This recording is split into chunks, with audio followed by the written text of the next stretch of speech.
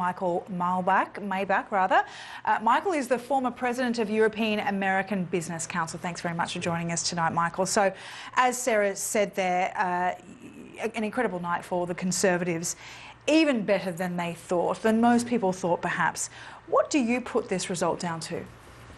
It seems to me from on this side of the Atlantic that after 3.5 years, the British people, no matter what they think of Brexit, they don't want to talk about it anymore. They want to get it done. And the campaign slogan, it's only a 5-week campaign.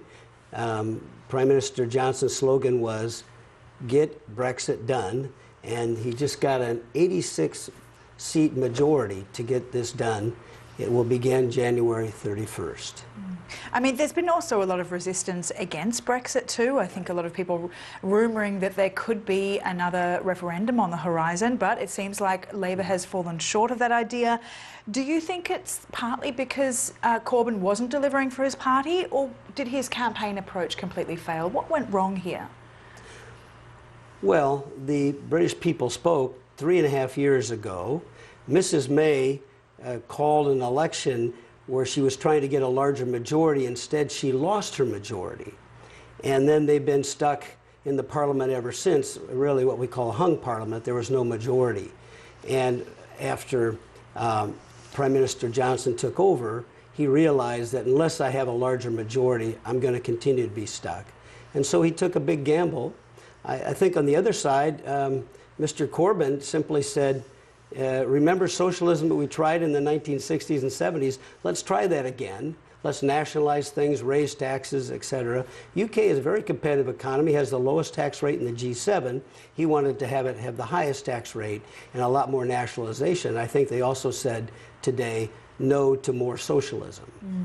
And it seems now, with this result, if this this poll actually eventuates, that Brexit will happen. But as Boris Johnson has been threatening, it might not have to be the hard Brexit that he was threatening. As Sarah mentioned just a moment ago, he might be able to negotiate a softer Brexit. What do you see the outcome of Brexit looking like at this point? Well, during the campaign, he said, I'm only going to give 12 months to negotiate with the European Union, or we'll have a hard Brexit. So the negotiations start tomorrow.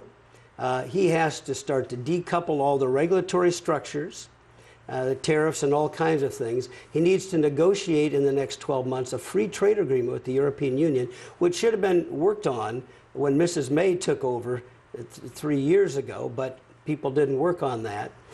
He then has to make a decision on a free trade agreement with the European Union by the end of the year, or have a hard Brexit. If he does get an FTA, or a free trade agreement with the European Union, then 27 parliaments in Europe get to vote on it. So this is going to be quite a story for some time. But I think now the wheels are in motion, and if you're in business in the UK, you know that this is going to happen. And what you ought to be doing is talking to the Europeans about a win-win trade agreement, as opposed to more of the let's punish the British for leaving. I mean, we ought to get mature and reasonable and find win-win trade negotiation, because 40% of British trade is with the European Union. There's a lot at stake on both sides. It's certainly been a messy, long divorce, so those papers need to be signed, it seems. Thanks very much for that, Michael Maibach, for us there.